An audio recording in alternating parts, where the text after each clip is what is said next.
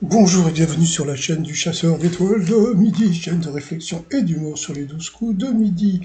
La maîtresse de midi était venue avec ses collègues de travail, c'est-à-dire qu'on ne sait pas quand est-ce qu'elle bosse, mais voilà, donc c'est la SNCF qui était dans le train derrière, au coup d'envoi la première question. Quel est l'autre nom du ministre de la Justice? Bien sûr, c'était le garde des Sceaux. Après, vous aviez je sais pas. Bon, bah tant pis, je crois que c'était Aurélien, je suis pas sûr, qui était venu avec le gars.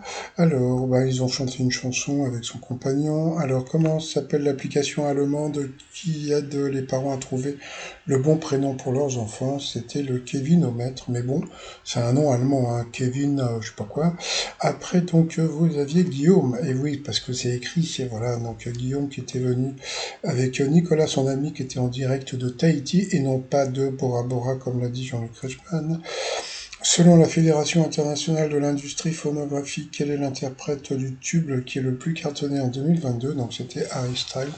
C'est vrai qu'hier il était en concert, j'ai vu des vidéos, les filles étaient comme des folles. Et pas que les filles. Après, donc vous aviez, je sais pas, voilà. Donc la Normande, hein, puisqu'il y avait écrit en direct de Normandie, qui a dansé sur de la country avec la maîtresse de midi en février dernier au Canada. Qu'est-ce qui a été reconnu comme un droit divin par un juge? Eh bien, c'était le finger, comment on dit, fuck finger, le doigt d'honneur. Pour la maîtresse de midi, à quel oiseau compartons autrefois les agents de la police à vélo? Donc c'était facile, c'était les hirondelles, sauf qu'elle a dit l'autre. Et l'autre, c'était les vautours, c'était pas ça. Eh bien oui, elle ne connaît pas tout. Ah bah oui, dès qu'il y a des questions un petit peu plus difficiles, hein, bon, passons. Ensuite, à partir de 2007, dans quelle langue bien particulière la Bible a-t-elle été traduite par des internautes? C'était en lolcat. Ensuite, sur TikTok, que doivent faire les mamans avec le trend de Turning My Mom into Me? Eh bien, c'était s'habiller comme leur fille. Voilà, donc après, elles deviennent ce qu'on appelle des MILF. Mother, I'd like to fuck. Voilà. Ensuite, qu'est-ce que les Belges ont récemment créé pour redonner le goût des moules aux plus jeunes? Eh bien, c'était le burger à la moule. Donc, sur cette mauvaise réponse, elle est passée au rouge. Qui dit rouge du duel? Elle a eu les ovaires de prendre la maîtresse de midi en duel, mais comme je le dis, quand vous prenez la maîtresse de midi en duel, c'est pas les ovaires, c'est la bêtise, parce que qu'est-ce qu'elle va avoir? Elle va avoir une question de bébé, puis en plus, c'est même pas une question de bébé qu'elle a eu, c'est une question de foutage de gueule que représente le déjeuner sur l'herbe de Manet. Donc déjeuner sur l'herbe. Donc qu'est-ce que c'est un déjeuner sur l'herbe? C'est un pique-nique, c'est-à-dire que c'est la réponse était dans la question, quoi. Bon, c'est vraiment foutage de gueule. Mais là, ce qui m'énerve un petit peu avec la maîtresse de midi, c'est que bon, alors c'est pas de sa faute hein, si on lui pose des questions comme ça, mais c'est-à-dire qu'elle se la pète un petit peu, quoi. Vous voyez, c'est-à-dire qu'elle fait ah ouais, je sais dire. Mais attends, c'est un truc, tu demandes à un gamin et il te répond. Mais bon, c'est pas grave. Donc ensuite, Céline Aurélie et Gims se retrouvaient pour le coup par coup. Quel film met en scène un hôtel dans lequel il ne fait pas bon s'arrêter? La mauvaise réponse était fenêtre sur cour, c'est pas dans un hôtel. Ensuite, quelle proposition est la traduction d'un tube des Rolling Stones? La mauvaise réponse, c'est encore lui qui l'a donné, puisque revient, c'est les Beatles Get Back. Donc voilà, donc sur cette mauvaise réponse, il est passé au rouge. Qui dit rouge individuel? Il l'a pris. Alors attendez, c'était Aurélie en duel qui est tombée sur une question pas évidente qui est prénom. Vous voyez, ça c'est pas le genre de question que peut avoir la maîtresse de midi par exemple. C'est-à-dire qu'en 80 participations, pas une seule fois, je dis bien pas une seule fois, elle a une question même un tout petit peu dure, même pas un tout petit peu dure. Mais bon, c'est pas grave, après ils vont dire que le jeu n'est pas pipé, ce n'est pas, et puis qu'on est des jaloux. Ah, qu'est-ce qu'on est jaloux. Donc qui est prénommé comme le plus petit des frères Dalton apparu en BD en 1951. Donc elle est partie sur Joe, et là qu'est-ce qu'ils ont fait? Ils ont fait le suspense, mais bon, est-ce que c'était ça? Parce que moi je sens le piège, donc on revient après la pub. Allez, retour de pub, alors un petit peu de pub pour mon site de t-shirt trotsmignon.com. Sinon, bah, par rapport au duel, hein, bon bah bien sûr, on sentait bien qu'il y avait un piège. Par contre, la maîtresse de midi s'est bien abstenue de donner un nom.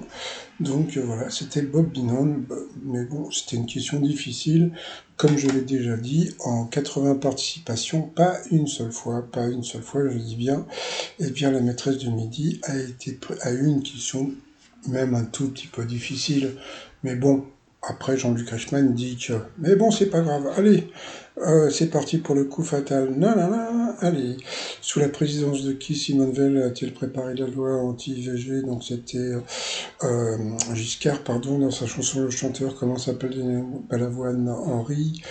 Pour elle, quel est le prénom du joueur de tennis Nadal Raphaël? Pour lui, dans quel film de la saga Avenger peut-on voir Jenna Ortega pour la première fois? Ben voilà. Je crois que c'était dans Iron Man 3. Voilà, donc, la question difficile pour le candidat, pour elle. Après, c'était encore pour lui. De quelle couleur est le sirop de citron? Tiens, ça, c'était une question facile. Donc là, il s'est foutu de sa gueule parce qu'il a eu une question facile, mais il va moins rigoler après parce que, bon, regardez. Sous quel nom connaît-on mieux le tableau de Velázquez, la famille de Philippe IV? Ça, bravo pour la maîtresse de midi, parce que elle connaissait le nom. Donc moi, comme je dis toujours, c'est bien de critiquer, mais c'est bien aussi de dire quand elle donne des réponses à des questions difficiles pour lui. Quel objet dessiné en vert sur le logo du fromage comté? Il n'a pas su, c'était une cloche. Quel légume ressemblant à une grosse carotte blanche porte le nom proche de palais? Je sais même pas ce que c'était lui non plus. Encore voilà une question difficile. Quelle série à succès Fanny Herrero va-t-elle adapter au cinéma? C'était 10%. Voilà. C'est-à-dire que lui, il a eu une série de 3-4 questions difficiles, donc bon, c'est pas grave. Hein. Quel poste Magnagnan occupe-t-il au sein de l'équipe de France de foot? Le gardien pour elle. En 1580, quel philosophe est un tube avec les essais? Bon, bien sûr, les essais de Montaigne. Question facile pour lui. Quel est le nom du personnage incarné par Wentworth Miller dans Prison Break? Encore une question difficile. Quelle capitale est surnommée la Ville Lumière? Il est parti sur Lyon, c'était juste Paris. Pour lui, toujours, si vous retirez le R du mot string, quel nom de chanteur obtenez-vous dans Sting? Pour elle, dans quelle capitale européenne a été inauguré le pont Vasco de Gama? Elle est partie sur Rome, ouais, bon. Sauf que Vasco de Gama, ça fait juste un petit peu portugais, donc c'était à Lisbonne, mais bon, c'est pas grave. Et puis à la fin, à Marseille, quel immeuble du Corbusier est familièrement appelé Maison du Fada? Donc voilà, il a été éliminé. Bon, un petit sourire, voilà, elle est contente, elle est toujours maîtresse de midi, et toujours aussi avantagée, mais bon, ce n'est pas... Moi, moi qu'elle soit maîtresse de midi, je m'en fous, hein, franchement, hein. Mais ça, je trouve qu'il faut pas se la péter un peu trop quand on est maître de midi, quand on est avantagé. C'est tout ce que je reproche au maître de midi, c'est de se la péter un tout petit peu. Voilà. Allez, ensuite, par rapport au coup de maître, comment qualifie-t-on le pain trempé? Gna, gna, gna. Donc, bien sûr, c'était le pain perdu. Encore, avec combien de rois joue-t-on la bolotte? Donc, bien sûr, c'était 4. Toujours des questions faciles. Dans quel pays les footballeurs qui jouent en première ligue évoluent-ils? Donc, le Royaume-Uni, encore une question facile. Quel duo d'acteurs retrouve-t-on dont vous avez un message? Donc, bien sûr, c'était Meg Ryan et Tom Hanks. Encore une question facile. Et à la fin, ils lui ont mis une question un peu difficile. Bah, à moins que tu t'aies, si t'as Netflix, tu connais la réponse. À qui est consacré le documentaire Halftime, sorti le 14 juin 2022. Donc elle est partie sur Tony Parker, sauf que bon, bah, moi je l'ai pas eu parce que ça m'intéressait pas. C'était Jennifer Lopez, donc elle a eu les bouboules. Eh oui, oui, donc, et quand elle a les bouboules, elle a un sourire qui est pas franc comme d'habitude, vous voyez. Donc elle a gagné que 2000 balles, donc par rapport à l'étoile mystérieuse, eh bien c'est toujours Zendaya qui va être trouvée dans 20 jours maintenant, à peu près. Et puis sinon, bah, elle quitte le jeu avec 340 318 euros, ouais. Mais elle revient demain pour encore un numéro de les 12 coups désavantagés. Allez, je vous souhaite une bonne journée, bye bye.